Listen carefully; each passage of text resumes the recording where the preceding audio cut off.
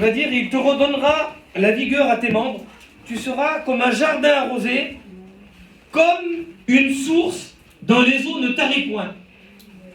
Et la deuxième lecture que je voudrais vous faire, c'est dans le livre de la Genèse. On lit à plusieurs endroits dans le livre de la Genèse. D'abord le chapitre 25 et le verset 5.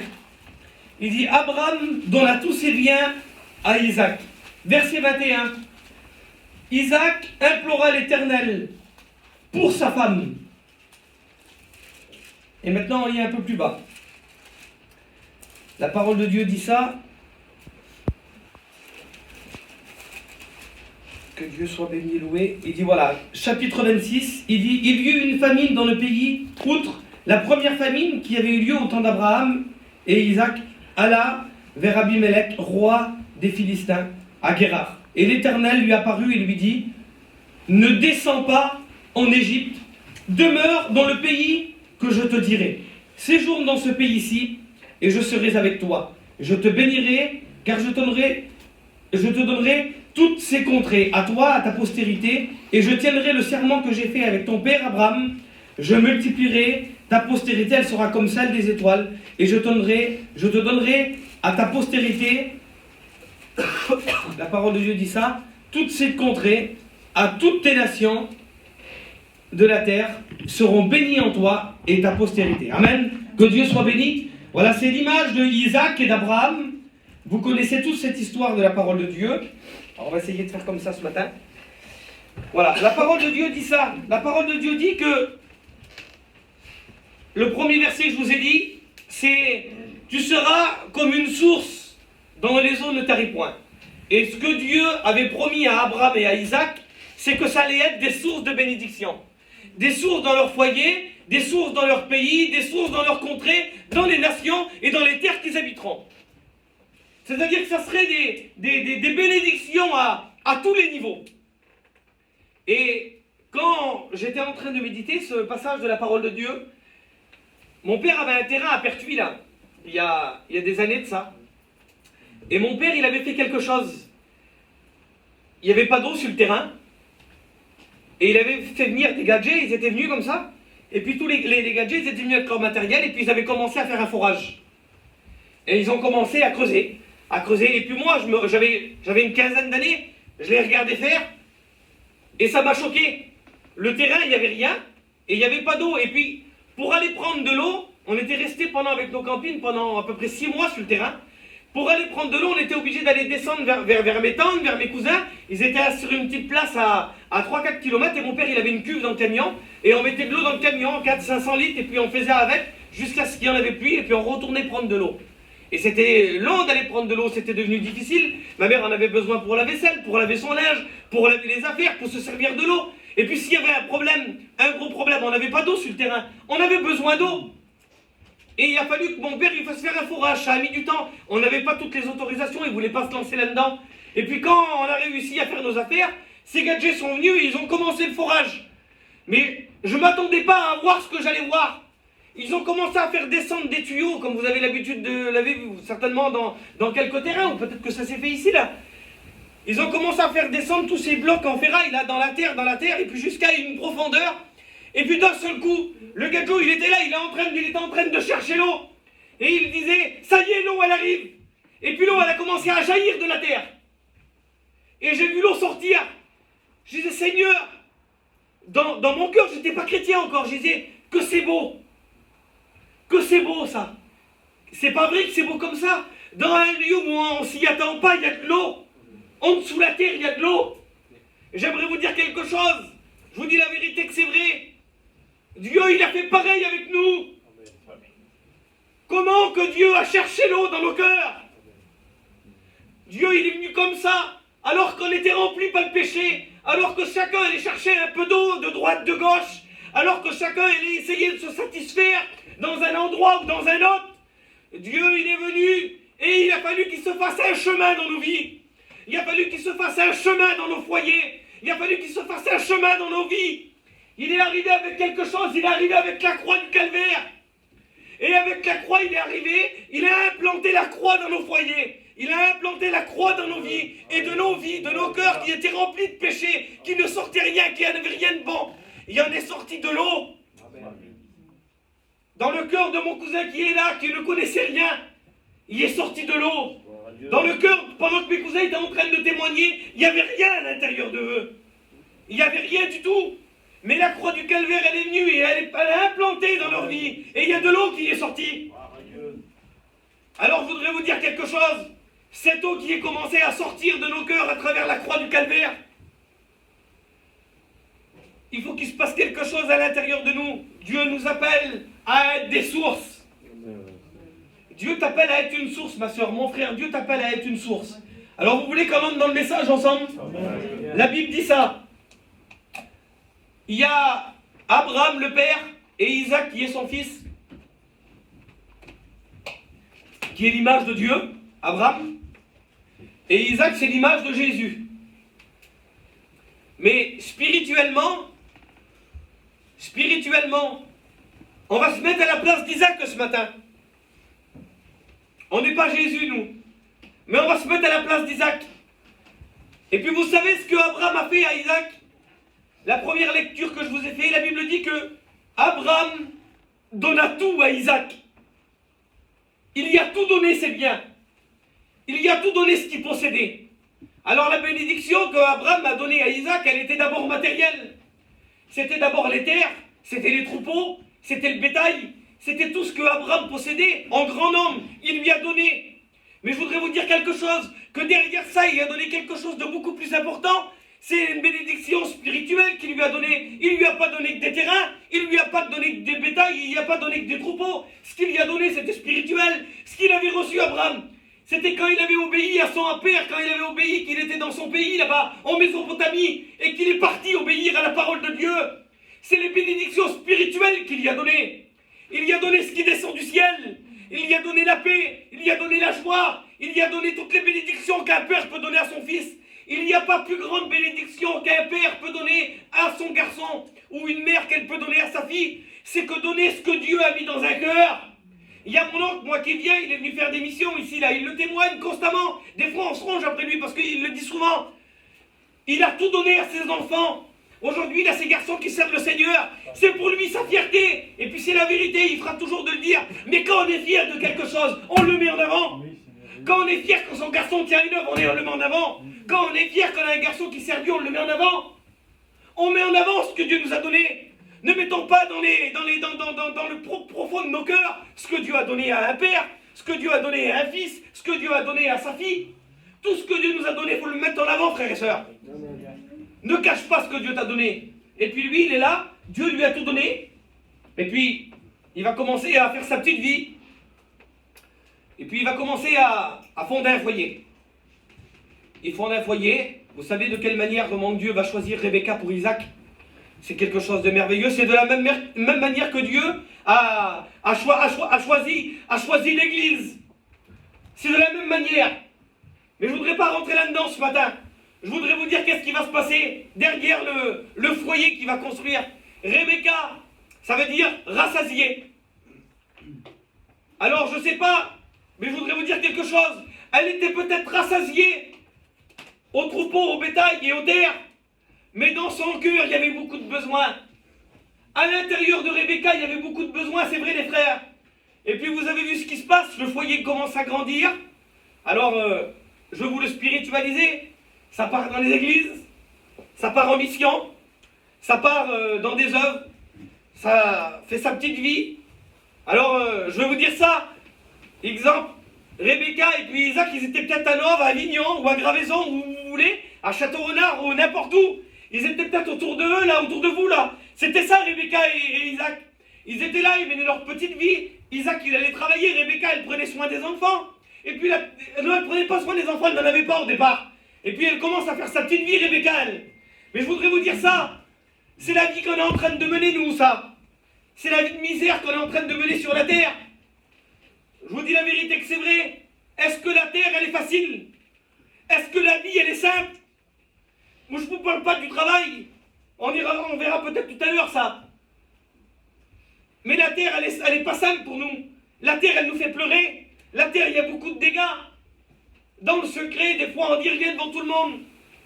Mais à l'intérieur de nos cœurs, là, il commence à couler des larmes. Et des larmes qui ont beaucoup de messages, même quand on ne parle pas. Il y a des larmes quand on est dans nos campines, on est en train de pleurer, et on sait même, il y a des gens qui ne savent même pas l'état de nos vies, ils connaissent même pas l'état de nos cœurs. Mais Dieu voit tout dans son ciel de gloire. Et c'était ce que Rebecca, elle était en train de vivre.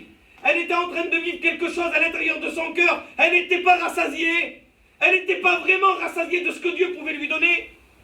Est-ce que tu es rassasié ce matin, ma soeur?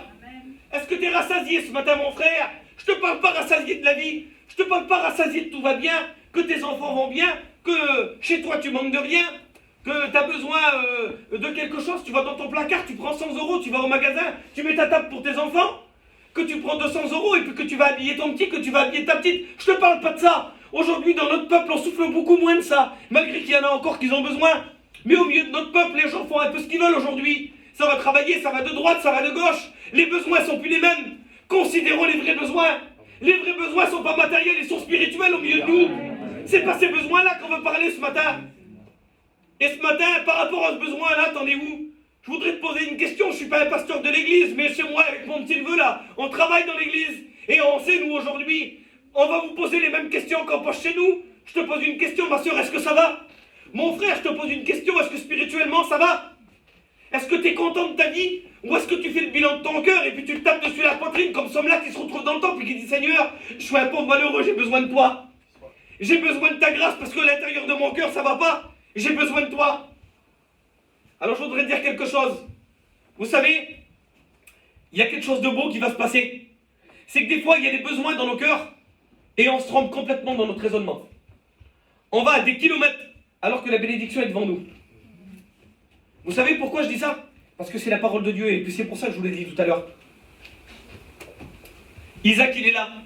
Il connaît les besoins qu'il y a dans son foyer. Hein. Il connaît tout. Et puis il va prier Dieu. Mais il va prier d'une manière où il va implorer Dieu, la Bible dit. Et vous savez pour qui il implore Dieu? Il n'implore pas Dieu pour le copain qui est à 3000 km de chez lui, ou pour celui qui travaille dans les pays de l'Est, ou le pauvre monsieur qui est là au bord du marché, ou la caissière qui est au champ ici, là, au Cap Sud, ou je sais pas où. Il prie l'Éternel à cause de sa femme, à cause de son besoin, parce que le besoin il est chez lui, parce que le besoin il est dans son cœur.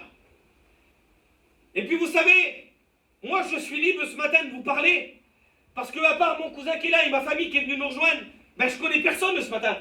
Alors c'est facile pour moi, Nicodème, de vous dire ce qui est sur mon cœur, pas de dire ce que je veux, parce que je ne peux pas me permettre de dire ce que je veux. Quand je parle de ce qui est sur mon cœur, c'est ce qui est marqué ici. Alors je continue ce matin avec vous un petit peu.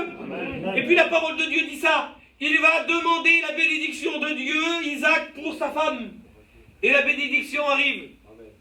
La bénédiction arrive. Retenez ces mots. La bénédiction arrive. Elle arrive, la bénédiction. Je ne sais pas de ce que tu as besoin, mais la bénédiction, elle vient. Quand on est une source pour Dieu, la bénédiction, elle vient. Et puis la bénédiction arrive. Ce qu'elle a besoin, elle, vous connaissez tous l'histoire de la parole de Dieu. C'est une femme qu'elle veut un petit bébé, mais elle n'en a pas. C'est une femme qui veut un petit bébé, mais vous connaissez tous l'histoire de la parole de Dieu, elle ne peut pas en avoir. Et puis d'un seul coup, cette femme-là va recevoir cette bénédiction. Et puis d'un seul coup, voilà, la vie arrive. C'est la vie qui arrive. C'est la vie à l'intérieur du cœur. Je ne sais pas, je le dis ce matin, et je me laisse guider par le Saint-Esprit. Peut-être que ce matin, à l'intérieur de ton cœur, ma soeur, mon frère, c'est peut-être mort. Il n'y a peut-être plus la vie. Je voudrais te dire quelque chose ce matin. Prends les mots par la foi. Tu peux te lever ce matin, parce que la vie, elle arrive. La vie, elle arrive dans ton foyer. La vie, elle arrive dans ta vie chrétienne. Excusez-moi des mots, mais je le dis, c'est sur mon cœur. La vie, elle arrive dans nos ministères. La vie, elle arrive dans nos vies chrétiennes. La vie, elle arrive dans ton foyer qui est diacre, qui travaille dans l'église. La vie arrive. Saisis-le, la vie, elle arrive. Béni, Seigneur. Et puis, il va se passer plein de bonnes choses. Vous connaissez tous les aléas des foyers. Et c'est là-dedans que je voudrais rentrer ce matin. Le foyer est là. La première naissance, elle est même au-delà de nos espérances. Je dis ça ce matin, Seigneur, parce que c'est sur mon cœur. Je voudrais aller plus loin, mais je reste là-dessus. Elle attendait une seule bénédiction. Rebecca, il y en arrive deux. Vous savez, quand Dieu bénit, ça va au-delà de ce qu'on peut penser. Ça va beaucoup plus loin que ce qu'on peut penser. On a demandé quelque chose, mais ça va. Deux jumeaux qui arrivent. Un, il s'appelle Jacob et l'autre, il s'appelle Ésaü. Quelle bénédiction dans le foyer. La vie en abondance. Je crois que c'était vraiment une source, Isaac. C'était vraiment une source de bénédiction. Et puis, ce matin, je voudrais qu'on prenne notre temps pour dire ça. Je voudrais vous dire ça ce matin. Je crois que nous avons tous un témoignage à donner. Vous croyez qu'on a un témoignage à donner? L'Église de Dieu, si vous voulez prier pour vos familles qui rentrent là, ici, là, il n'y a pas que de la prière qu'il va falloir faire. Ne vous laissez pas, c'est pas grave, c'est rien. Il n'y a pas que de la prière qu'il va falloir faire. Parce que mon cousin, il vous a dit tout à l'heure, priez pour ceux qui vont venir là pour vous. Priez. Priez pour ceux qui sont autour de vous. Parce qu'ils vont venir. Et il a eu raison de vous le dire, parce que c'est la vraie vérité. Mais si je me tourne vers lui aujourd'hui, et que je lui pose une question, les prières ont marché. Mais est-ce qu'il y a eu des prières? Il y a eu des actes? T'as vu du témoignage? Non, t'as vu du témoignage? Aujourd'hui, tu sais reconnaître qui est qui? Tu sais reconnaître un témoin et celui qui ne l'est pas. Eh bien, il a su reconnaître les témoins. Et ils ont su reconnaître les témoins et ils sont rentrés dans la maison du Seigneur. Je voudrais vous dire ça. Prier, c'est important. Mais donner un témoignage. Alors, je voudrais vous dire ça, on va y rentrer. Faites attention à ça. Je voudrais vous dire ça. Être un témoin dans son foyer. D'abord, premièrement, être un témoin pour sa femme. Vous savez, des fois, dans nos foyers, on a besoin, je vous dis la vérité que c'est vrai, je vous parle à cœur ouvert ce matin. On a besoin dans nos foyers de plein de choses. On a besoin de donner un témoignage par rapport à notre compagne. Et notre compagne, elle a besoin de nous donner un témoignage. Vous savez, des fois, il y a des petites choses, on parle, on se dispute, on parle d'une chose, d'une autre, mais vous avez vu comment c'est? On reste que des hommes et on reste des femmes, même derrière un titre de serviteur de Dieu. On ne se cache pas derrière ça. Derrière ça, moi je vous dis la vérité que c'est vrai, je vous parle à cœur ouvert, et puis des fois, il y a des choses que je fais, et une fois que j'ai vu que j'ai fait mal, je suis obligé d'aller vers elle et lui dire, tu vois ce que j'ai fait, ça va pas ce que j'ai fait. Et puis le temps il passe, et quelque temps, je sais pas, une semaine, 10 jours, et puis des fois c'est elle qui fait des choses, je la regarde, j'ai même pas besoin de parler, on rentre chez nous, elle me dit, ce que j'ai fait, ça va pas. Donc en vérité, je comprends quelque chose, c'est que peu importe qui en est, eh ben on a besoin l'un à l'autre. On a besoin de s'aider et on a besoin de se comprendre. Et puis des fois, je voudrais dire ça ce matin, il y a un grand tort au milieu de nos foyers, c'est que c'est le mot qui ressort souvent de sa bouche à elle ou de ta bouche à toi. Eh ben vas-y, de toute façon, t'as toujours raison. T'as raison sur tout, de toute façon. Alors tu cites un nom de quelqu'un de chez toi, que tu connais qu'il a raison sur tout, en tout et pour tout, et puis tu dis, mais de toute façon, t'es le même que elle ou t'es le même que lui. Et puis, est-ce que comme ça les discussions ils avancent? Je vois qu'il y a des sourires sur les visages. C'est parce que certainement qu'on se reconnaît un petit peu dans ce que je dis. Vous comprenez? Ce que je dis là, c'est la vraie vérité.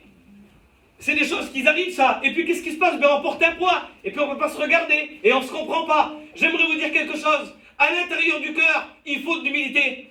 À l'intérieur du cœur, il faut de la sagesse et il faut de l'amour pour pouvoir se comprendre. Alors que Dieu soit béni. Ben si des fois il y a des choses qui ne vont pas, ne tombons pas tout le temps dans les mêmes pièges. Quand on est tout jeune marié et qu'on tombe dans des pièges comme ça, et bien des fois on va dire oui, mais ça arrive. Mais quand ça commence à faire des années qu'on est marié, quand ça commence à faire des années qu'on est chrétien, et qu'on tombe toujours dans les mêmes pièges, et puis qu'on regarde et puis dit, ben, de toute façon, c'est toujours les mêmes problèmes pour moi. Et bien des fois on perd pied, on dit, ben c'est bon, allez, je laisse tomber, elle m'énerve ou je l'énerve, et puis c'est fini, je rentre chez moi. De toute façon, je ne gagnerai pas ma vie avec lui. Vous avez vu que ça arrive ça? Et bien des fois il vaut mieux dire, écoute, attends 2 secondes.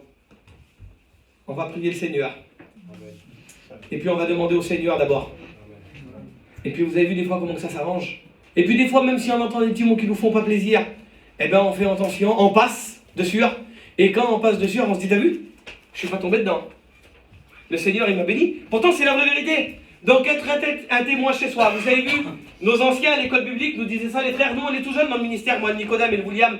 Et il y a des anciens qui sont mieux de nous. Mais je voudrais vous dire ça. Nos anciens nous disaient ça à l'école biblique. Ils disaient, écoutez les frères, avant d'être une lumière chez les autres, il disait quoi, Nicodème? Soyez une petite bougie à la maison. C'est pas grand une bougie, hein. C'est grand comme ça. On la fout sur la lumière, on est obligé de l'éteindre. Il faut veiller pour pas qu'elle s'éteigne, la bougie. Eh bien d'abord, soyez une bougie chez toi, avant d'aller être une lumière chez les autres. On le fait ensemble. Amen. Amen, que Dieu soit béni. Et puis, je dis ça maintenant, pour les sœurs, pour vos enfants. Est-ce que tu es un modèle pour ta fille? Parce que c'est souvent la fille qui s'occupe de la mère qui s'occupe de la fille. Elle a 14 ans, elle a 15 ans, elle a 16 ans, elle commence à grandir. C'est la mère qui s'occupe de elle. Le père, il part chiner. Le père, il part faire ses affaires, lui. Et la mère s'occupe de la fille. Est-ce que, ma soeur, tu t'occupes bien de ta fille? Je voudrais dire ça ce matin.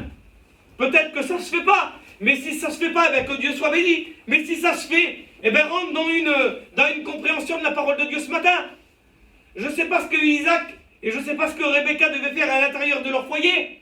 Mais je pense que Isaac ne devait pas apprendre, s'ils ont eu une fille après à l'avenir. Je ne sais pas si la petite femme Rebecca, là, elle devait lui apprendre, écoute ma fille, lève-toi ce matin, il est déjà 8h30 du matin, prends les chiffons, prends la vaisselle, prends les tapis, prends la moquette, prends les lits, allez, commence à nettoyer. Et nettoie du matin au soir. Et puis avec le chiffon, elle nettoie. Elle nettoie, alors les produits, le myrrhe, le Saint-Marc, l'eau de Javel, et puis tout ce que tu veux. Et puis elle commence à nettoyer. Et alors c'est une professionnelle des produits, elle a les mains marbrées, pas de produits. Mais est-ce que ce serait pas mieux plutôt qu'avant de lui mettre un chiffon dans les mains et lui faire des petites réflexions? Eh ben t'as pas nettoyé là, ah ben t'as pas fait le coin là-bas. Exhortez-les à être propres, c'est normal, c'est bien. On aime aller vers quelqu'un de propre et boire et manger et s'asseoir quand c'est propre. Faut dire la vérité que ça fait plaisir.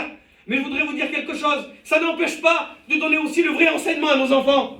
Et le vrai enseignement à nos enfants, ma soeur, ta fille, même si elle n'est pas chrétienne et qu'elle ne veut pas prier à côté de toi, montre-lui d'abord que toi tu pries. Prends ton foulard, mets-le sur la tête et fais-lui donner d'abord un bon message. Tu comprends, c'est important ça. Parce que des fois tu viens, tu pries pour ta fille, toi. Tu pries dans la réunion, Seigneur, bénis ma petite. Elle a 18 ans, elle ne veut rien entendre. Seigneur, bénis mon petit, il a 18 ans, il va avoir le permis.